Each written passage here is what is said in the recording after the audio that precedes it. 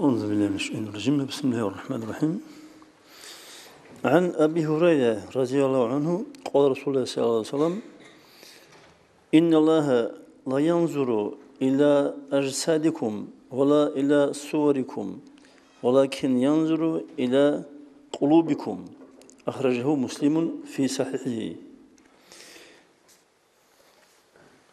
Allah Всевышний не обращает внимания на ваш внешний вид, однако обращает внимание на ваши сердца.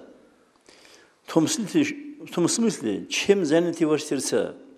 Аллахом или чем-то другим, кроме Аллаха? Основной целью всех вирдов нашманийского тариката является присутствие понятия Аллаха в сердце. Это состояние называется хузуром.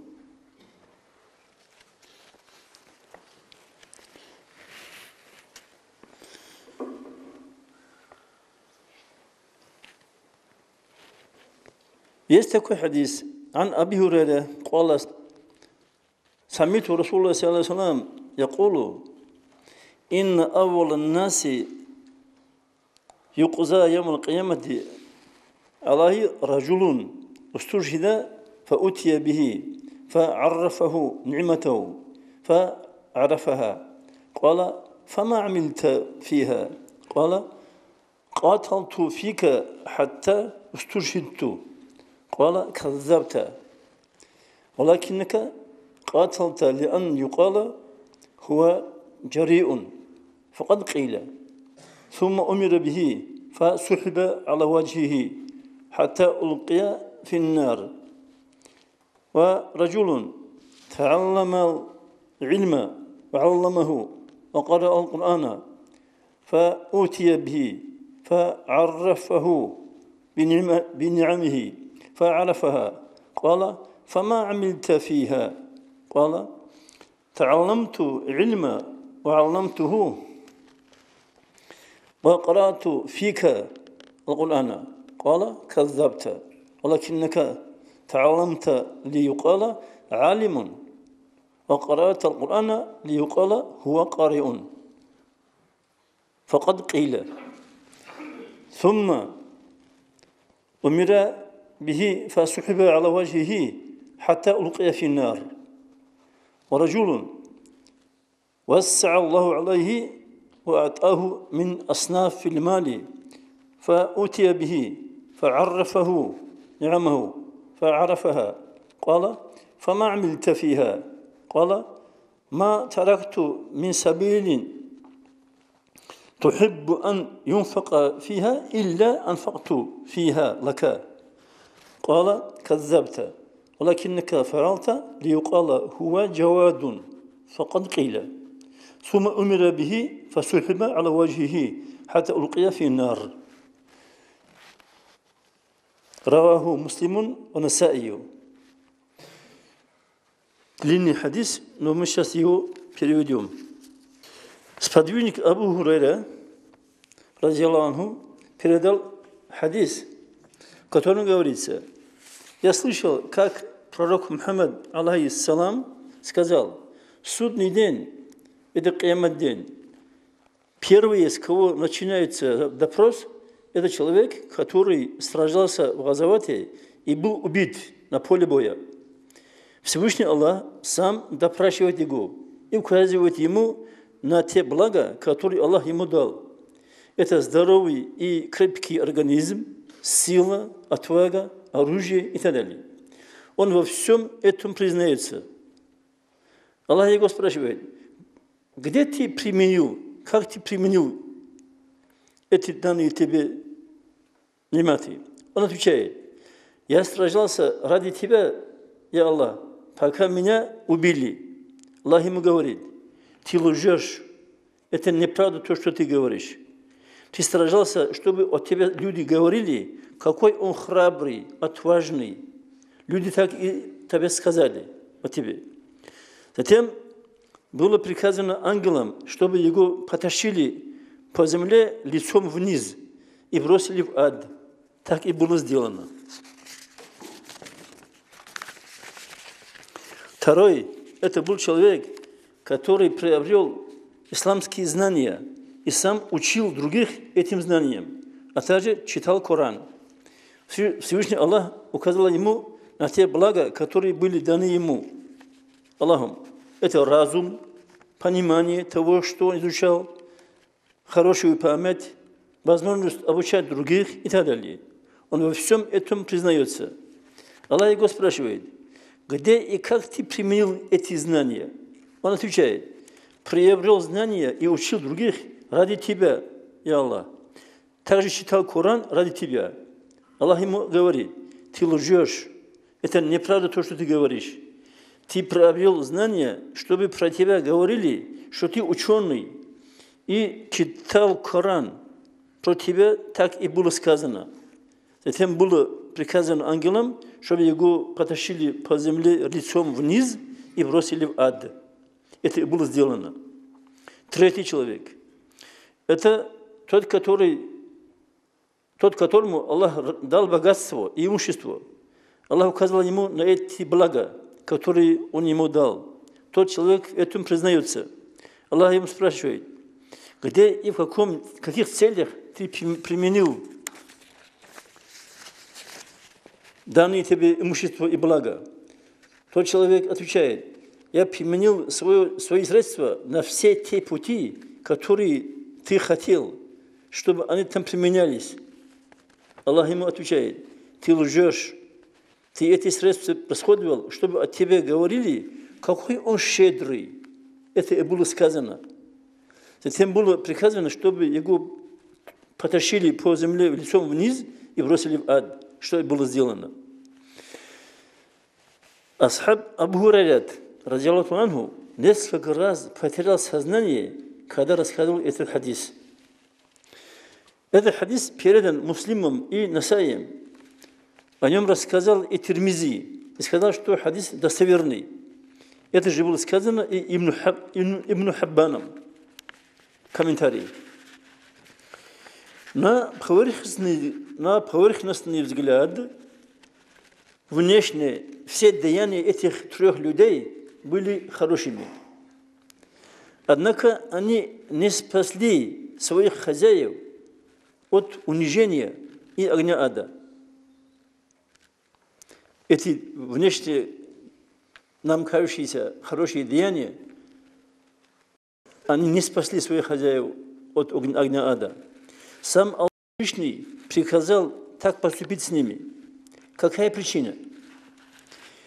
Причина в том, что сердца их были поражены болезнью духовной.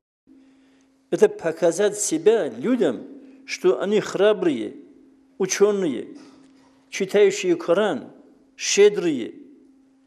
У них не было ихласа. Ихлас – это такое состояние, когда все хорошие деяния делаются исключительно ради довольства Всевышнего Аллаха. Они входят в понятие «Илахи анта максуди ва ризуака матлуби».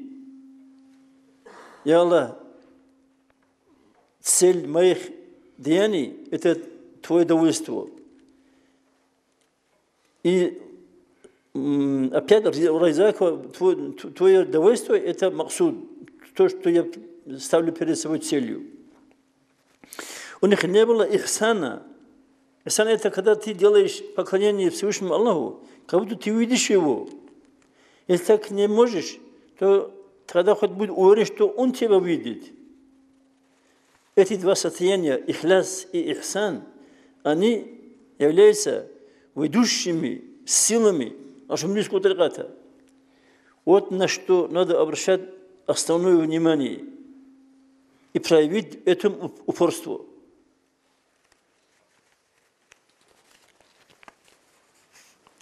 А песни и мелодии – это тема нашего, этой брошюры, основная тема, на этом пути является только препятствием. Вся информация, которая поступает к нам из внешнего мира, делится на две категории. Первая категория, дающая нам хузур, это когда в нашем сердце присутствует понятие Аллаха. И вторая категория, дающая нам гаплат. Это отсутствие понятия Аллаха в сердце. Когда сердце занято только не Аллахом, а чем-то другим. Чем бы ни было.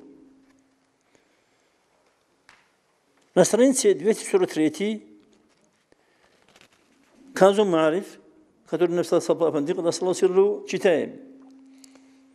Куала Шазалию, когда Саллаху Сирруху, فَمَنْ أَرَادَ أَنْ تَصِحَّ إِرَادَتُهُ فَمَا يُرْسِلُ أَمْرُهُ على العلم إلا برفض الجهل ورفض الدنيا وبالإقبال على الآخرة وليلازم دوام ذكري.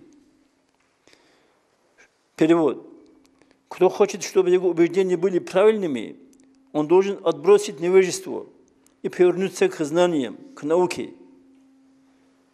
Если бы эти 3 человека, они так поступили бы, если бы они знали бы, что такое ихлас, что такое ихсан, что такое довольство Аллаха, и что приводит к его довольству, они бы, конечно, постарались бы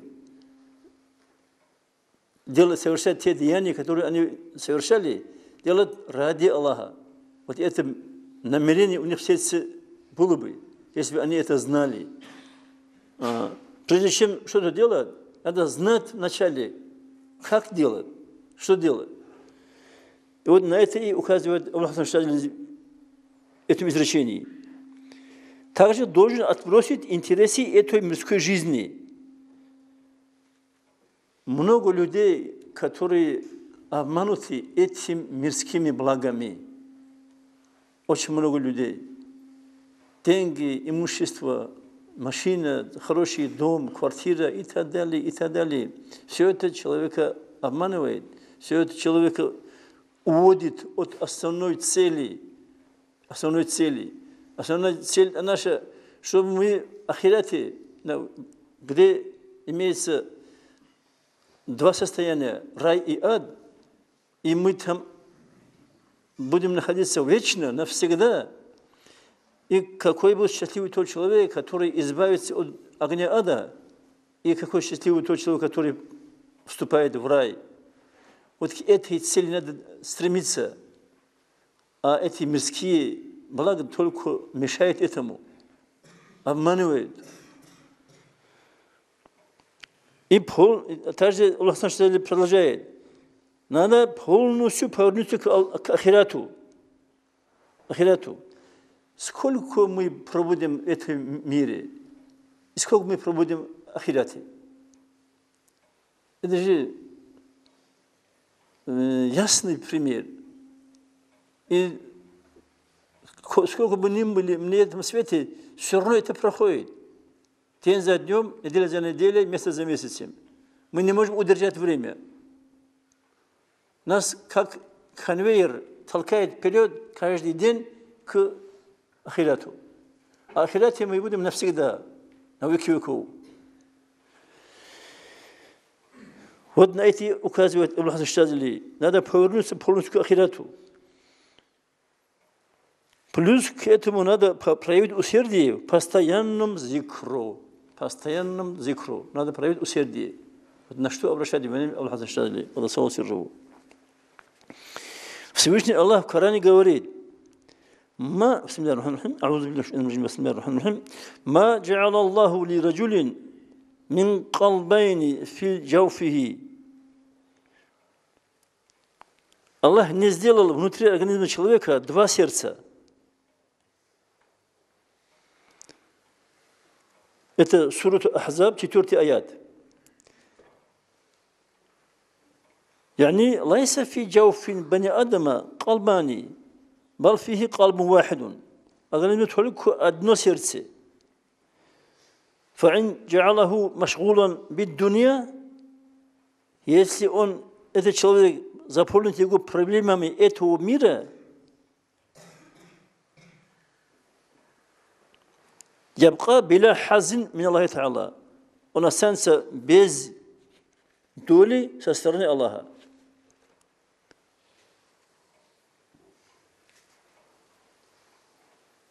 وإن كان متوجها به إلى الله تعالى если он будет повернут в сторону Аллаха Всевышнего, فتشتاق إليه الفيض الإلهي, его будет озарять божественное сияние познания Аллаха.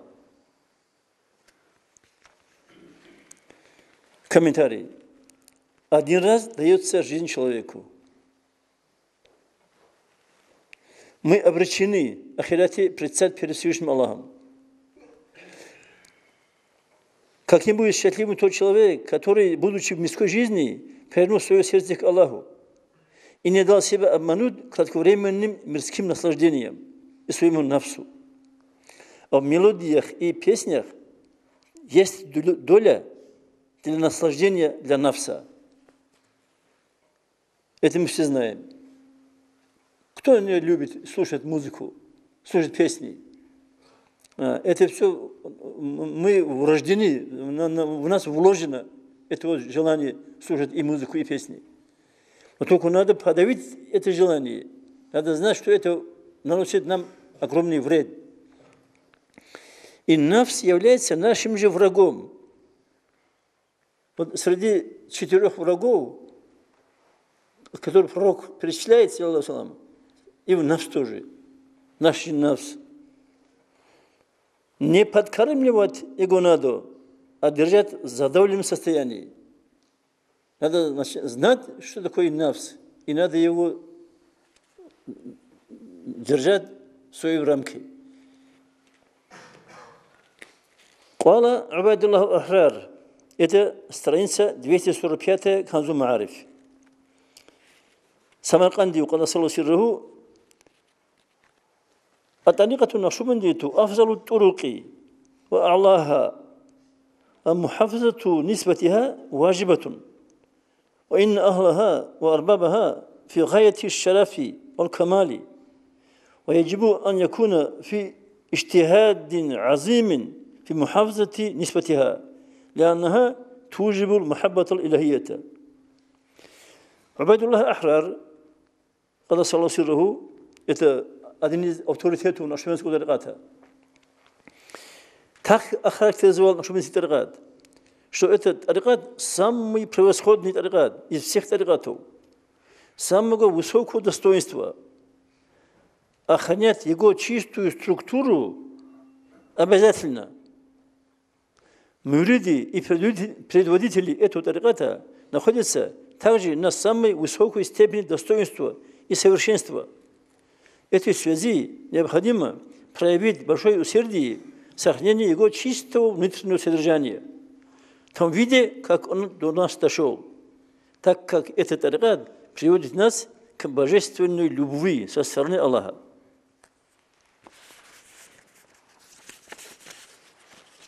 Комментарий. В этой связи надо отметить следующее. В последнее время как в ислам, так и в нашуминский тарикат вошли несвойственные ему нововведения. Это музыка, пение, нашидов и мавлидов. В самой структуре нашуминского тариката нет места для этих нововведений.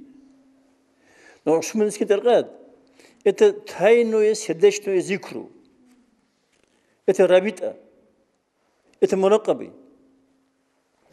Все они направлены на очищение сердца от всех других понятий. И это для того, чтобы сердце было заполнено понятием Всевышнего Аллаха. Только Аллаха. На это и нацеливают нас большие авторитеты шаманского тариката.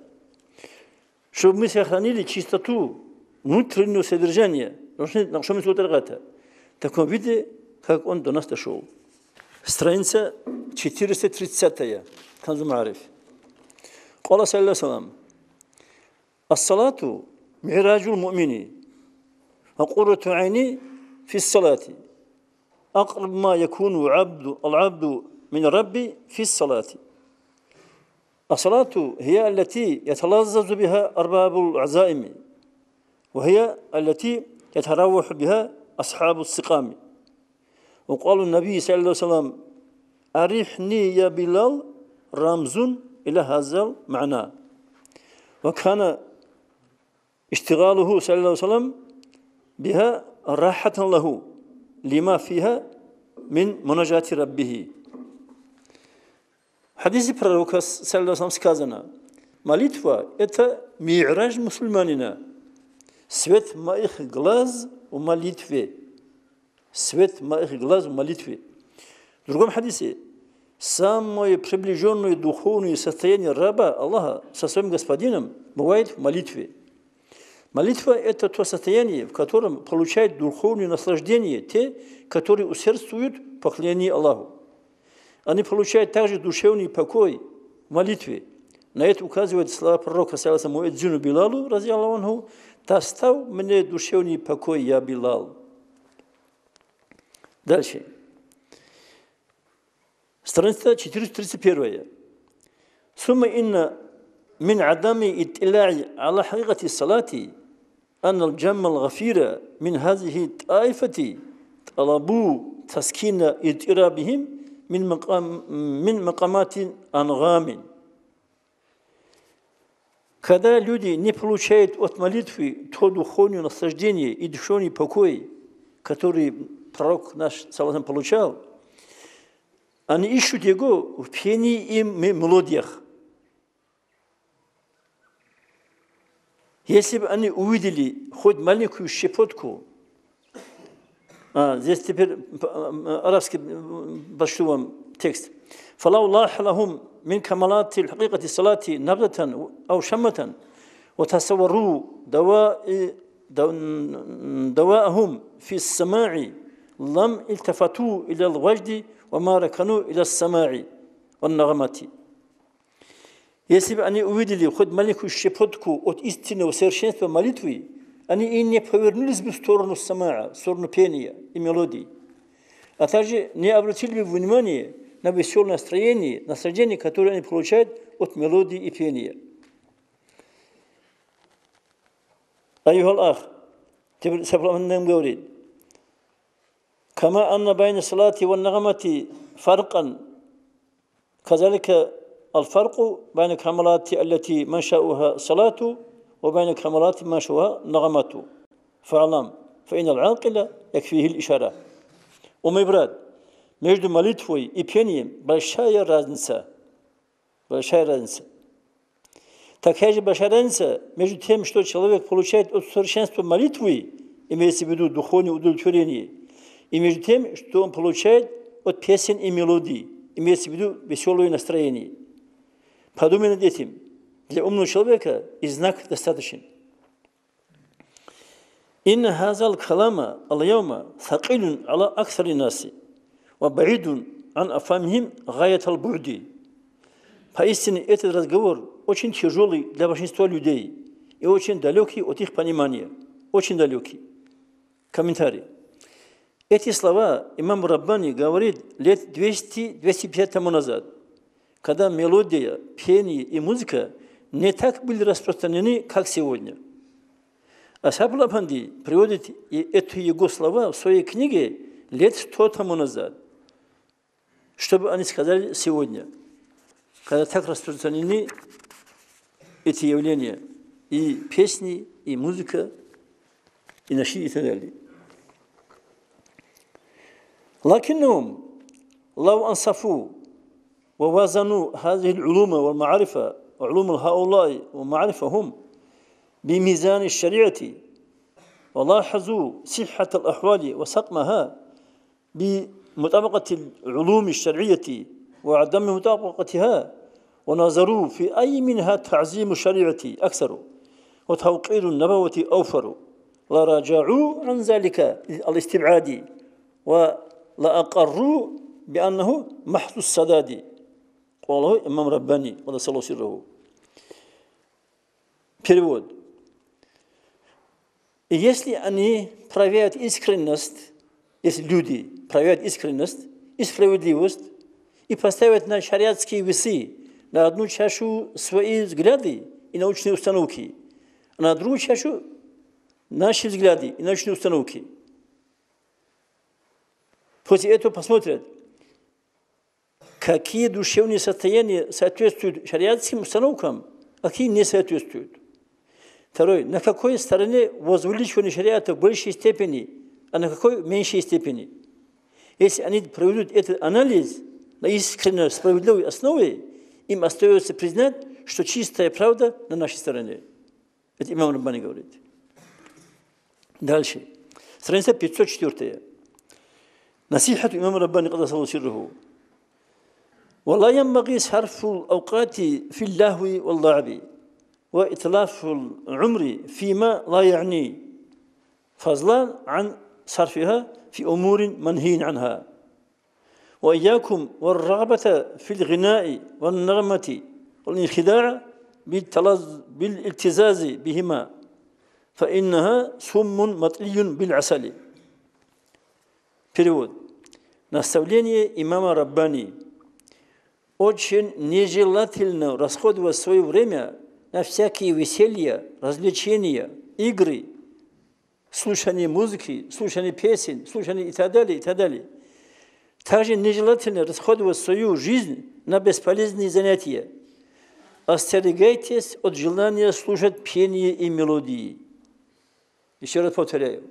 Остерегайтесь от желания слушать пение и мелодии. Это имам Раббани говорит. Не будьте обманутыми от наслаждения, которое вы от них получаете. Ведь он тоже говорит, что мы действительно получаем наслаждение от пения, от музыки. Это факт такой, я недавно уже сказал. Но видите, на что он нас нацеливает? Не будьте обманутыми от наслаждения, которое получаете от пения и музыки.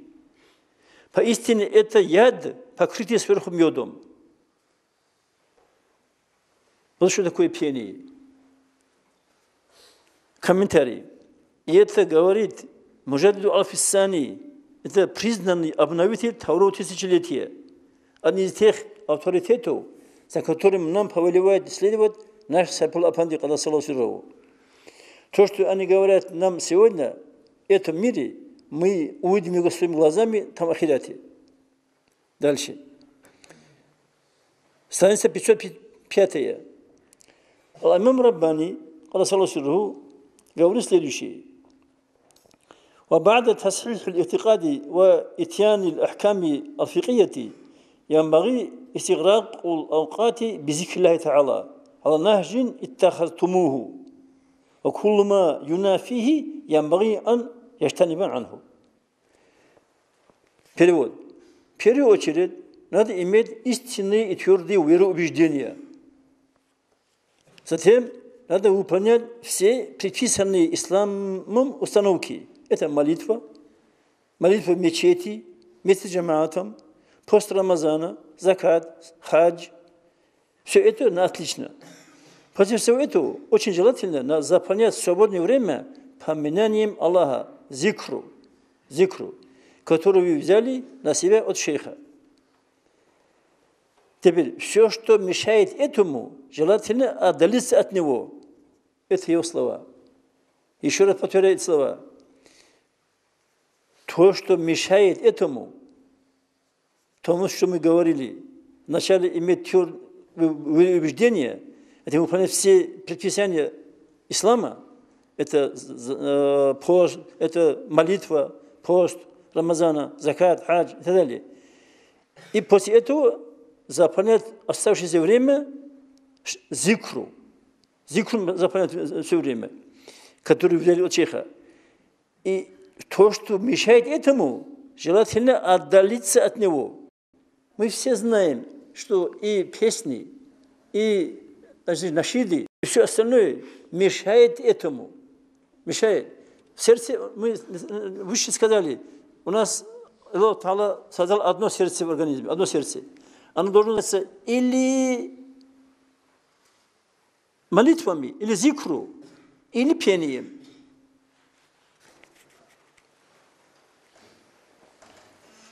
Дальше. لا تكسر السماع فإن الإكثار منه يورث نفاقا ويميت القلب. неувеличивая количество времени, уделяемого для песни и мелодии. Это увеличение времени, которое вы выделяете на песни и мелодии, оно обуславливает возникновение нифака. Нифак – это качество мунафика. Вот что обуславливает эти песни и мелодии. Что является признаком мунафика. А также частые мелодии и песни умертвляют сердце в том понимании, что оно становится неспособным выполнять основополагающие виды нашего медицинского тариката. Это сердечный зикру, рабита, хабсу нафас, муракаб и так далее. Здесь вопрос идет или-или. Или это, или это.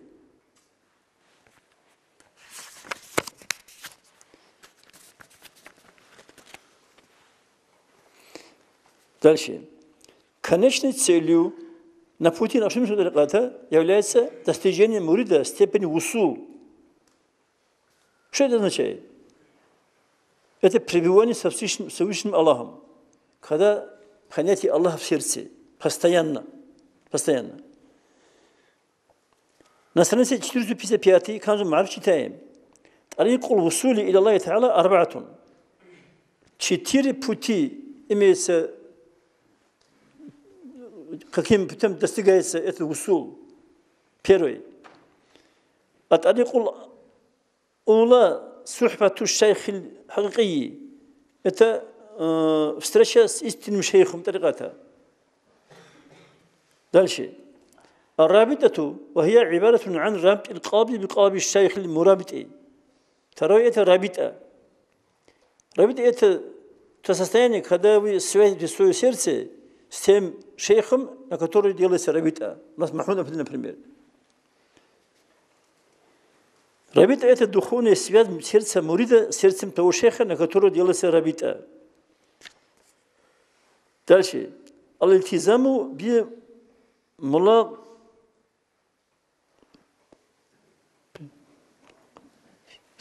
постоянное усердие в совершении всех видов зикра,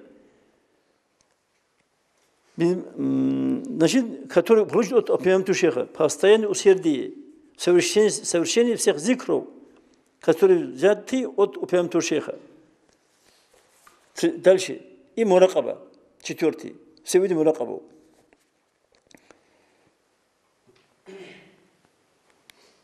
Как видите, если мы идем по пути нашего тариката и ставим перед собой целью достижения довольства Всевышнего Аллаха, мы перечислили способы этого пути.